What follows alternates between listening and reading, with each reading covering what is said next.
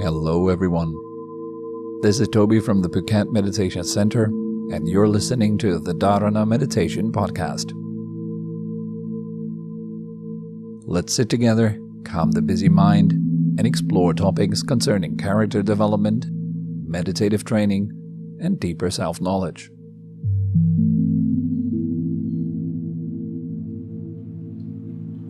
We begin by sitting upright. The head is gently suspended from above.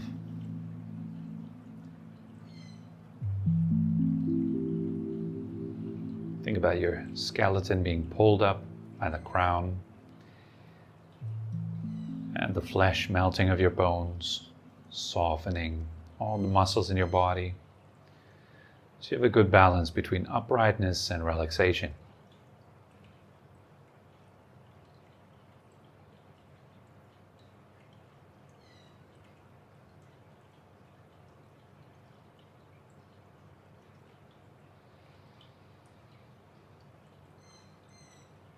Gradually allow your breath to become a little bit deeper, sink down into the belly.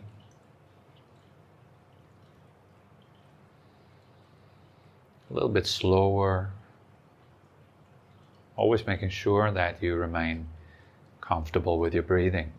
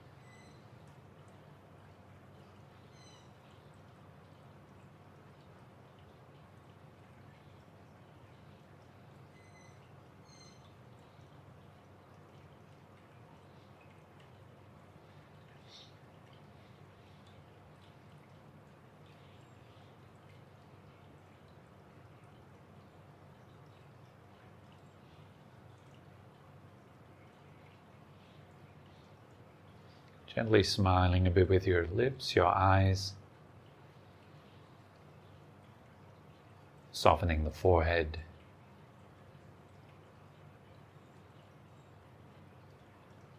Receive yourself with kindness, with compassion.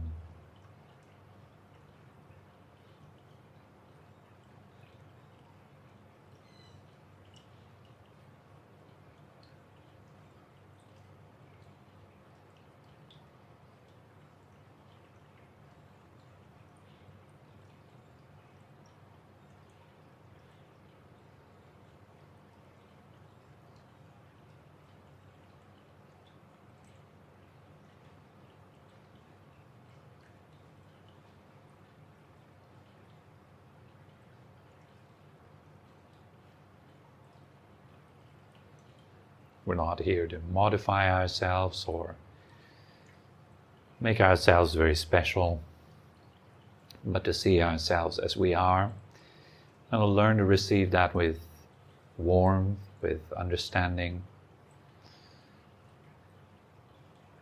giving space to the way it is.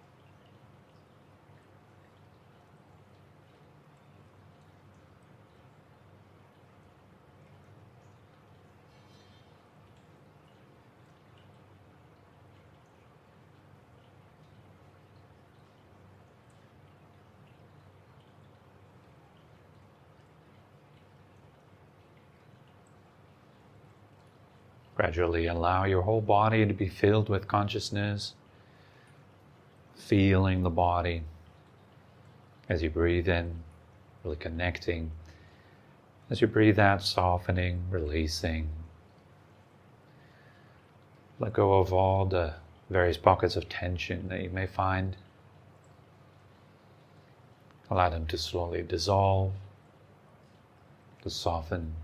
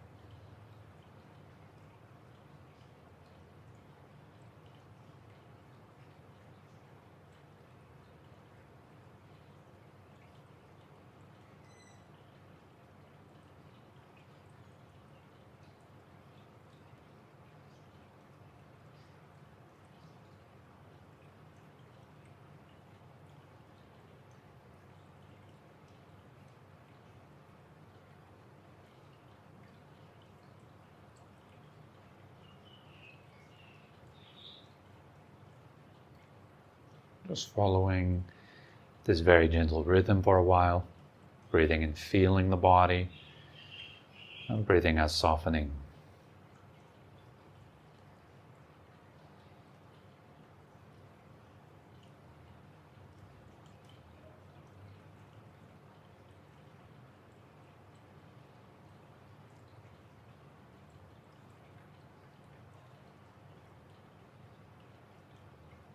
Connecting the body and the mind.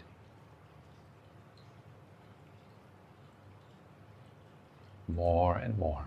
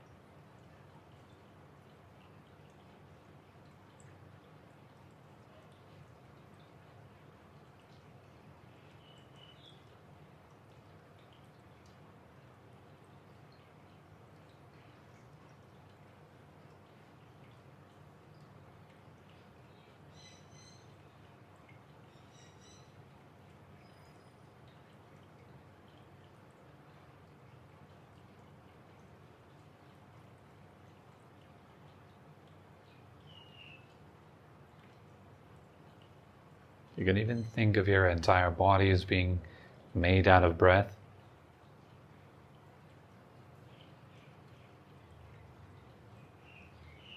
Until you feel that your entire body is breathing.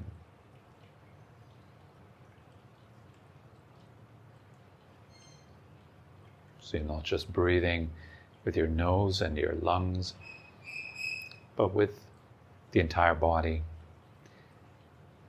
with every cell.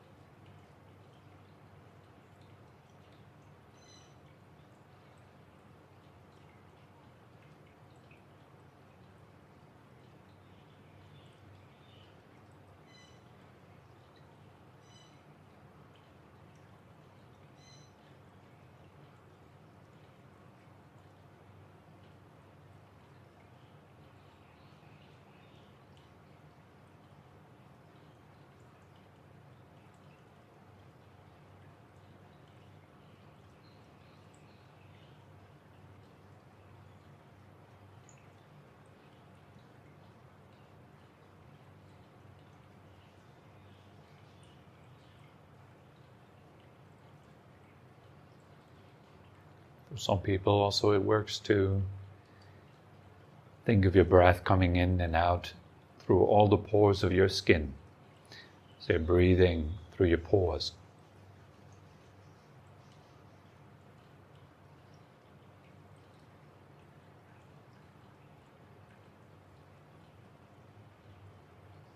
Just to get that sense of breathing with your entire body.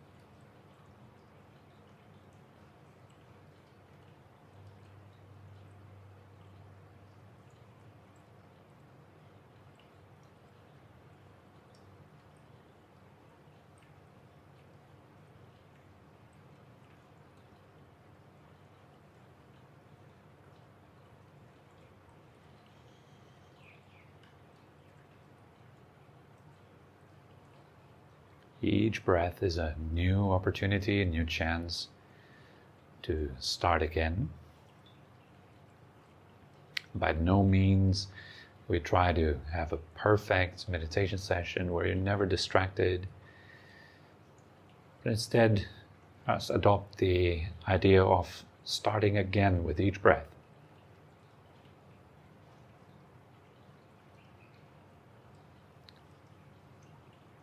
Think of one breath as one meditation session.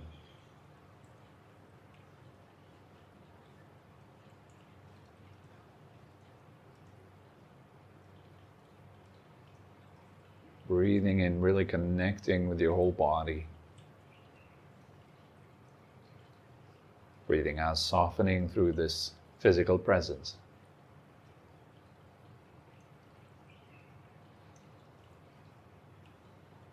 Breathing with your entire being.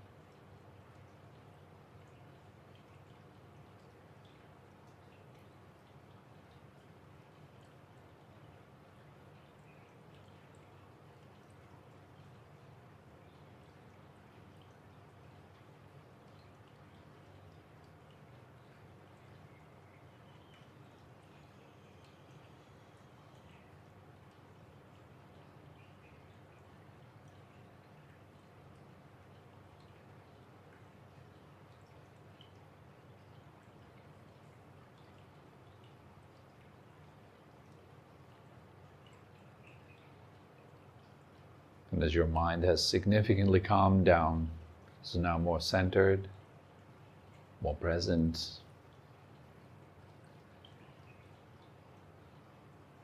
you can simply sit within the space of this presence.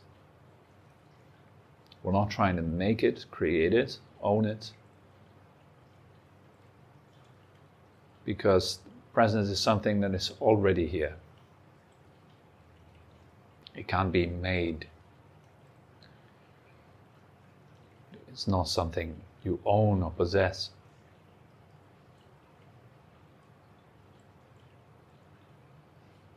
It's something you can become aware of.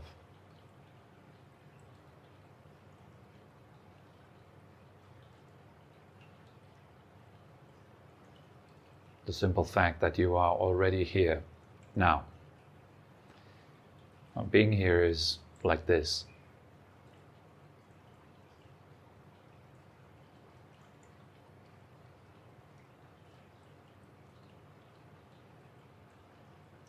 You might be aware of sounds, of sensations in your body,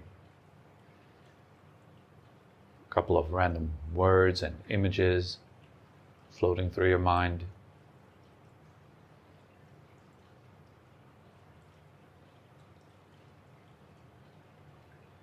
All this is what is.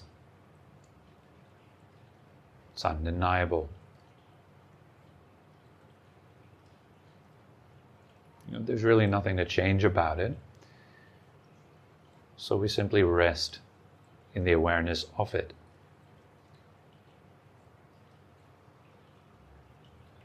The aliveness of the situation.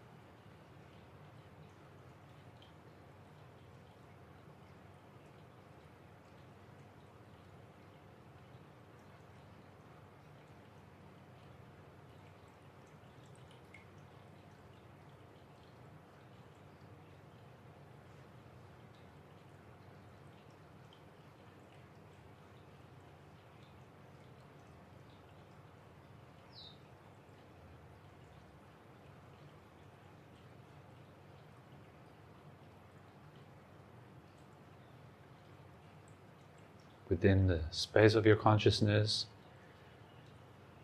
there is the experience of sounds that arise, change and pass.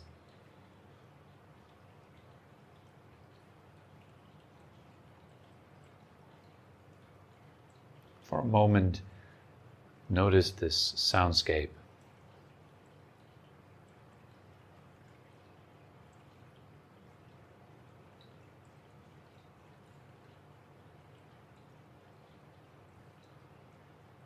Within consciousness, there is an experience of sound.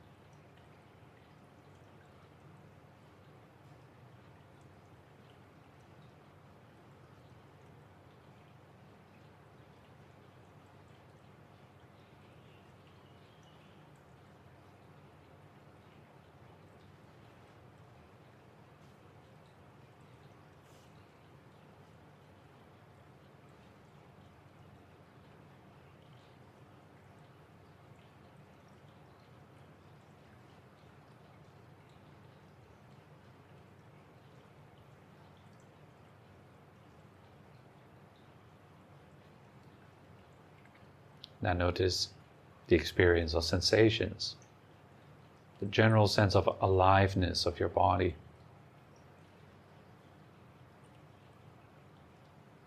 That too exists within consciousness. There's an experience of sensation, of aliveness. And it is like this.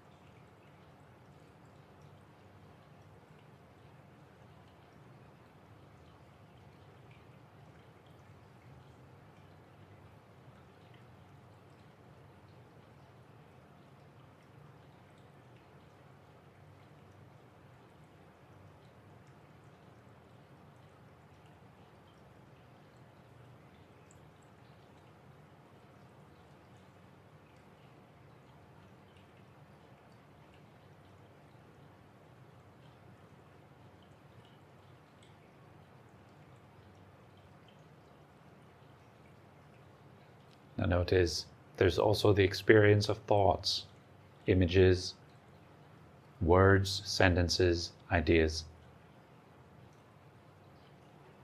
And just like sound and sensation, those thoughts too are in a constant state of movement, flux, always changing from second to second,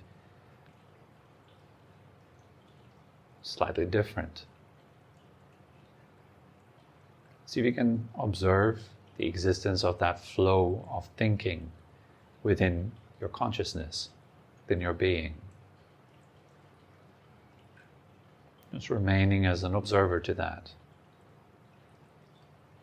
See, thinking is like this.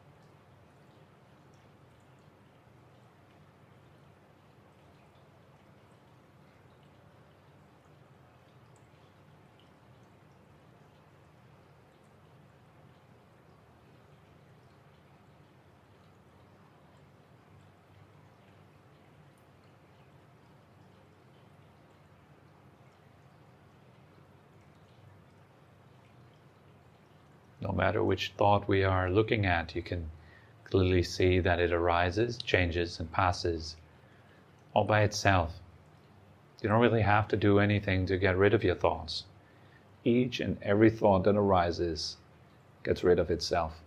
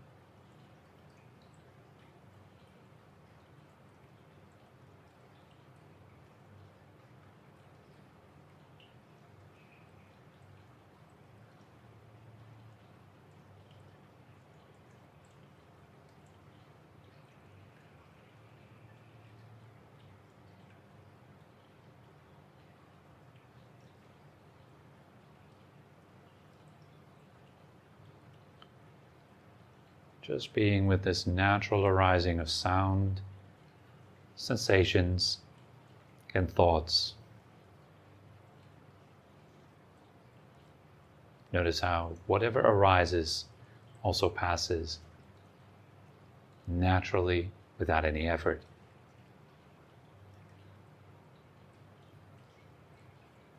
It's something we don't need to think about, something we can directly observe.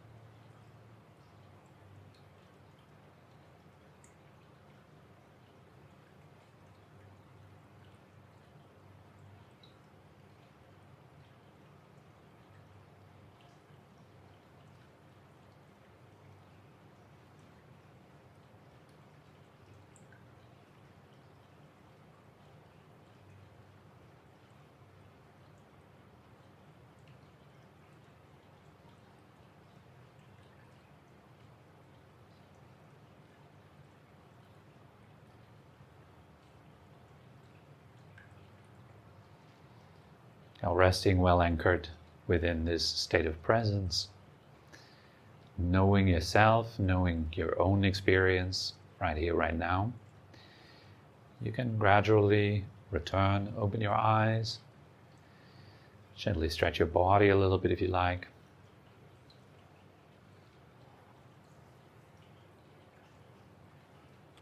Hello everyone, it's good to see you.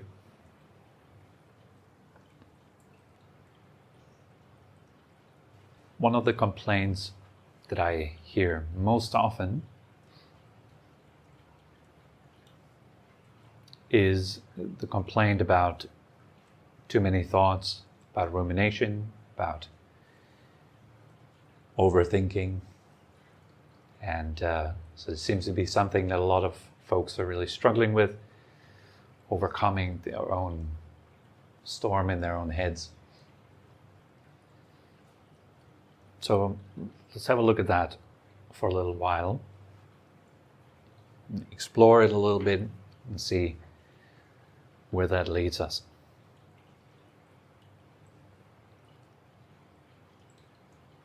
I think one very simple way of exploring thought is by, first of all, just not disturbing it. Try not to control it. Just let it be as it is.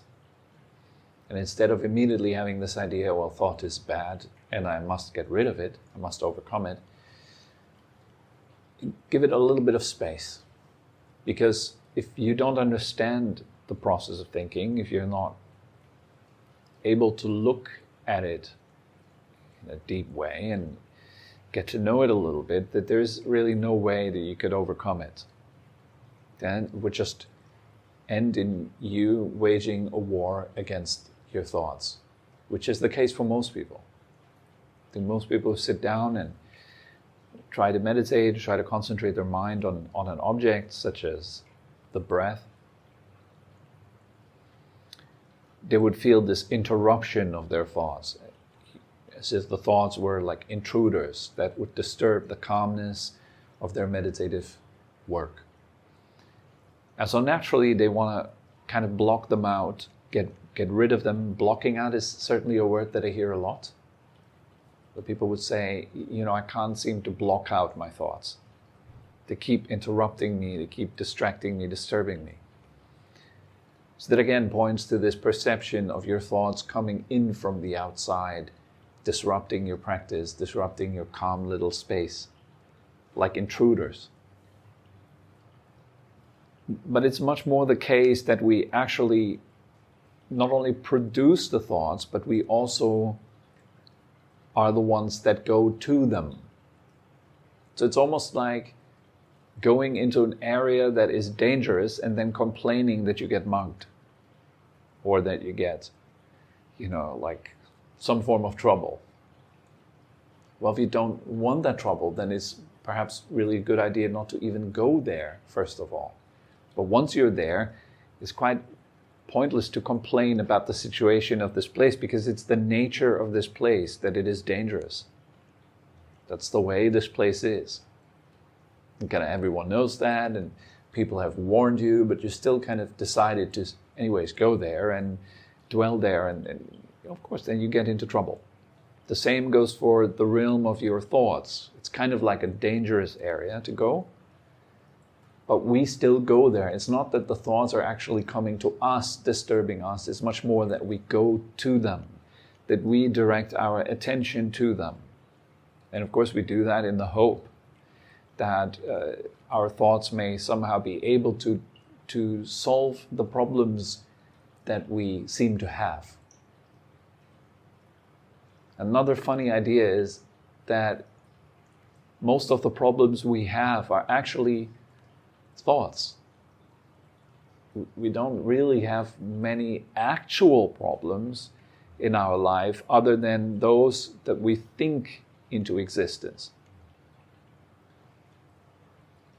You may be lying in your bed, it's evening time, and you may be thinking of something that lays back and it doesn't allow you to go to bed and sleep properly.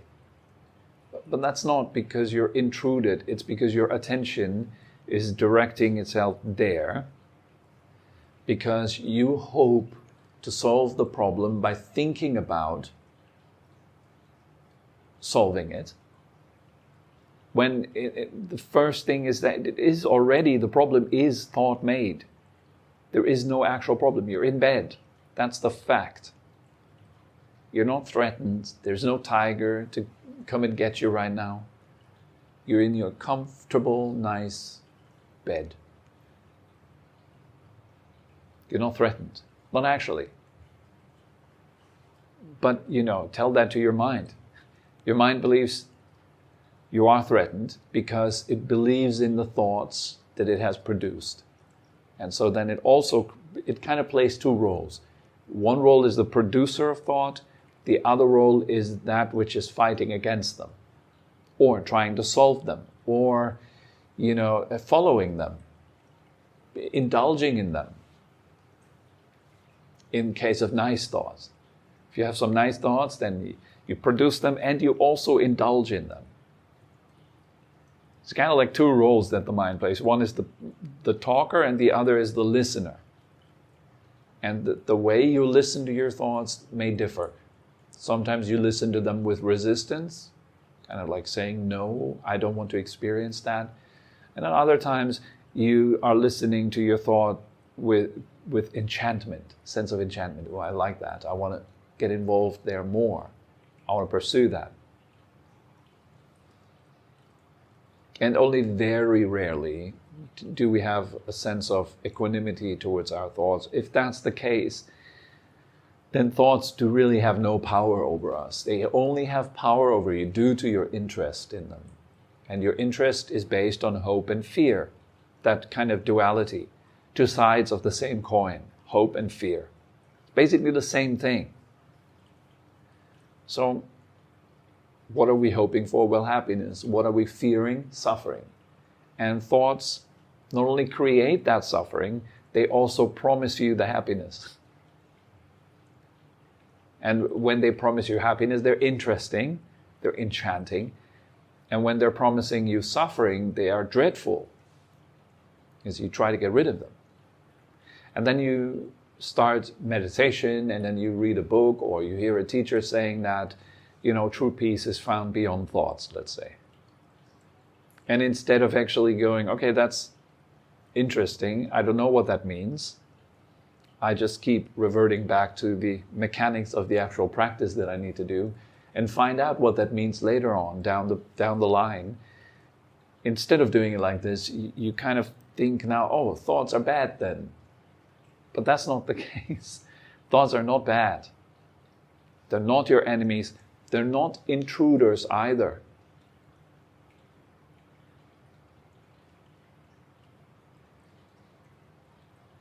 So it may be wise to actually spend some time to get to know them and see, like, okay, what are they actually? What are those thoughts for real? So let's have a look at thought. What is it like to sit here and think? I think that's a very good idea to do. So let yourself think. Let your mind think for the sake of observations. You get to know what it is like to think. Then you'll figure out quite fast, I think, for most people, when you're observing your thoughts, the first thing most people see is just chaos. There's a lot of random words, random ideas, and it's rapid fire for most people. It's just it's like an onslaught. One thing after the next. Really fast. And then you hear a sound outside and immediately you visualize the bird, think about the bird. Then you feel a near knee pain, you immediately visualize your knee, your mind goes there, thinking about the knee pain, thinking about getting rid of it. And thus, the thinking changes with each and every second. Perhaps even every millisecond. It's in constant flux. Kind of like a river. A river doesn't change each second. It changes uninterruptedly. There is no time. I mean, you can break it down into frames. But really, these frames that you could break it down into are infinite. You can just keep getting smaller and smaller and smaller. And always you will only discern that one thing, you will observe that same thing, that it's constant movement. constant aliveness, as I like to call it. I call it aliveness to take out the idea that it is bad. It is life. It is an emanation of energy in motion. It is truth. It is a result of certain causes. And so in that sense, there's really no problem with your thoughts. It's only a problem when you do not observe, when you're not here as a witness, as an observer to those thoughts. Then it's a problem, yes. Because then your thoughts are in charge. They can make you do things. That's when it's dangerous. Only when they can make you do things. When thoughts are at the basis, at the root of the decision-making process in your life, and you don't know, then it's a problem. So then most people are kind of in a state of reactivity. Something happens, and an emotion arises, and a thought arises, and an idea, an intention arises, boom, and immediately they're reacting to what's going on. Instead of waiting, stepping back, letting it sink in. You can practice this really well during conversations that you have with others. Kind of take a little pause. Instead of immediately answering. The impulse is immediately answer. But you cannot withstand that impulse if you're not in an observing position, if you don't look at yourself. In other words, if you're unconscious, blind to the processes within yourself, if you don't see yourself, then you are kind of forced to reenact, to react. Think of that word, to react. It means to act again also. Not only just to respond, but to react something. An action that you have previously acted out, you keep reacting it. And that's the case when we are unconscious of ourselves. When we do not see ourselves clearly, we keep reacting what we have acted out previously. Because that's how our nervous system is wired. And so when you're unconscious, then the nervous system is basically in charge. It makes the decisions for you on your behalf. So you're living a life kind of like on autopilot. Only when you become conscious of yourself and your actions and you learn to step back a little, then you have a choice whether to react or to act. And that's a big difference. So if you can act, you have a choice of becoming something that you want to become, for example, rather than re-becoming, being reborn into the same old you over and over again. You are then able to step into perhaps a new, a better rebirth that is more suitable to the attainment of your goals. So in combination with knowing what it is that you want and knowing what it is that you do, these two together, you can assume a direction in your life. Is what I'm doing right now in alignment with what I want? If so, well, keep going. If not, you need to make a change. That's the great power that you have. This is what it truly means to take responsibility for yourself. You can only do that if you see yourself. And that's one of the reasons why we really practice a lot of meditation. The reason is so that you get better at stepping back and becoming an observer to yourself. And especially to the content of your mind, your thoughts, because they are crucial as to what you are becoming. They determine what kind of direction you take in your life.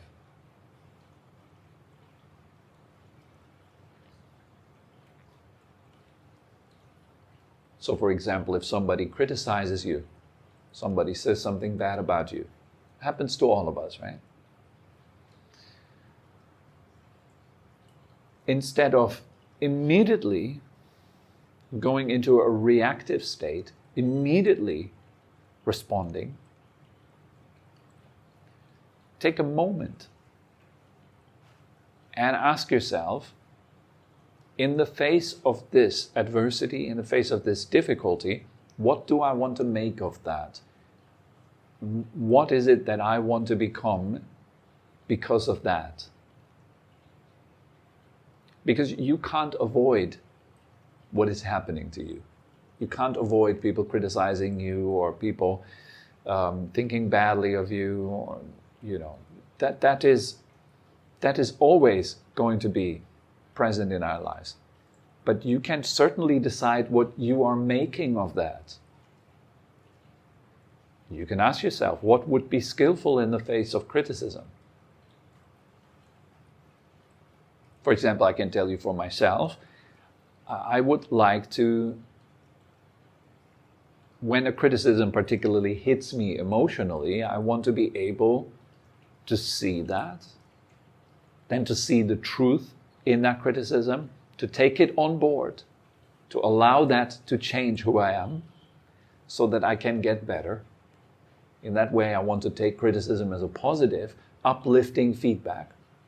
Then I also want to be thankful for that, genuinely, sincerely, because without negative feedback, we could not change into something better. So it's necessary. And then I would also like to see what is not true about it and not take it on. Which a lot of people struggle with. They take on things that are not true about themselves. So there is no balance in taking on things or, letting go certain things. That would allow us to move on, for example. So you can step back and see clearly what's happening within yourself. You have much more choice in your life to get better.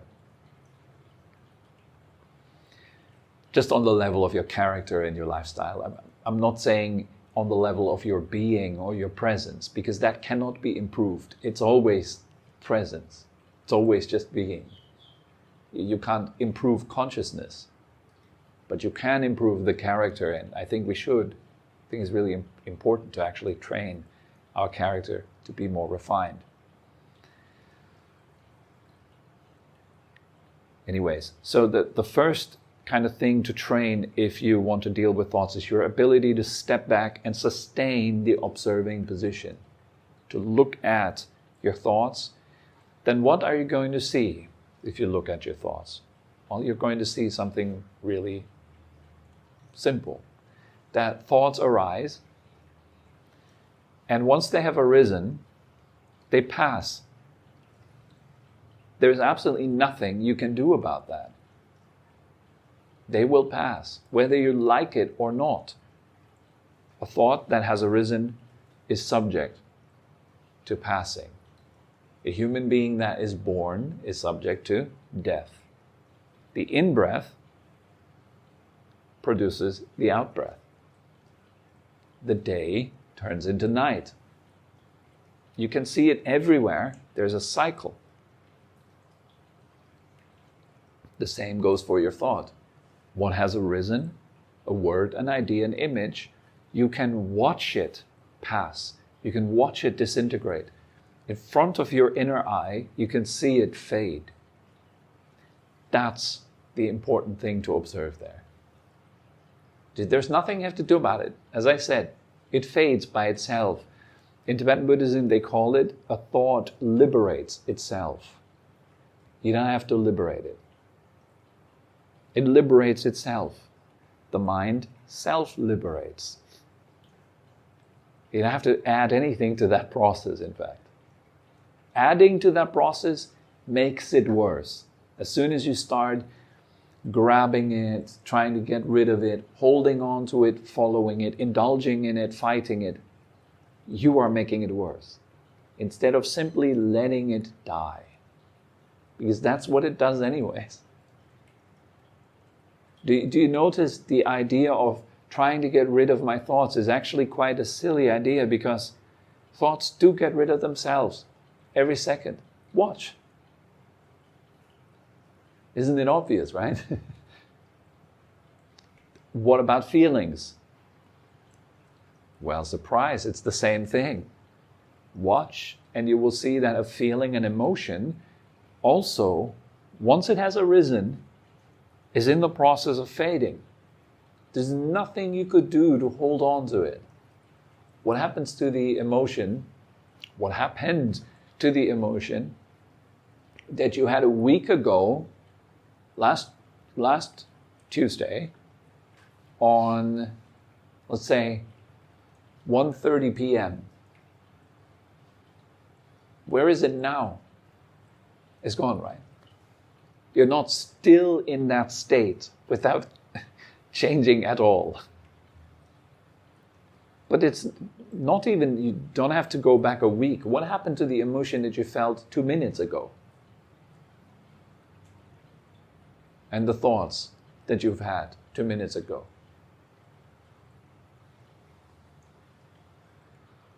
What happened to the last moment when you felt inspired or repulsed? It's already passed, it's already gone, right? In fact, even my last sentence that I've said, it's gone in your mind right now because you're present with this sentence. If I would be your thought stream right now, if I would be the voice in your head, isn't it exactly the same thing? Just sentence after sentence, word after word, meaning that once a word has arisen, immediately drops to give way for the next word, the next idea, the next sentence. Knowing that, seeing that clearly, and sustaining that knowing makes you lose interest in your mind. Not in your mind per se, but in the content that is within your mind. You start losing interest in it because it's kind of just like noise. There's just lots of stuff that comes and goes, and seeing it clearly allows you to filter out kind of what thoughts would I still hold on to and which ones are just useless garbage. And I tell you, most thoughts, that is a result of observation, are useless garbage. It's just noise. There's very, very little need for a narration of your life. Ajahn Brahm gives a beautiful example of a tennis match that you watch on the TV screen, or you watch this tennis match. You would understand what's going on, right? But they have to add the narrator that constantly comments on everything. It's not the narrator that makes the tennis match possible, right? It's not because there is a narrative that the tennis match exists. It's first the match, then the narrative. And then based on who narrates it, which party, which channel you're watching, you'll have a different narration. The mind is kind of like that. So his point is that you don't need the narration, but you cannot get rid of it by pushing it out. You can only get rid of it by allowing it to get rid of itself. And that's one of the major points in meditation practice, at least helping you to enter the stage of silent present moment awareness. It is you losing your interest in the noise that the mind constantly produces. You step back, you watch, and you naturally, I repeat, naturally lose interest in it. You can't force that. So that's one way to really overcome this whole thought-mate problem. And it's fast, it's relatively easy to do. Then the only thing that you have to do is just keep stepping back often. Watch yourself more and more often. Watch the content of your mind. Then each time you do that, you'll have another revelation of this, there's not much to it really. I don't need to hold on to that. Well, I don't need to solve that. It's solving itself. I'll just watch. All right? Okay, that's all that comes to mind for today.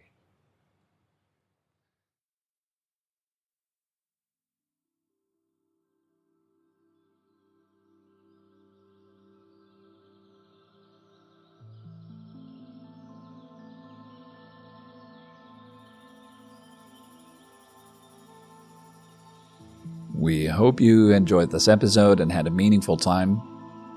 For more information and upcoming events, head over to our website at phuket-meditation.com. Thank you very much for listening and have a wonderful day.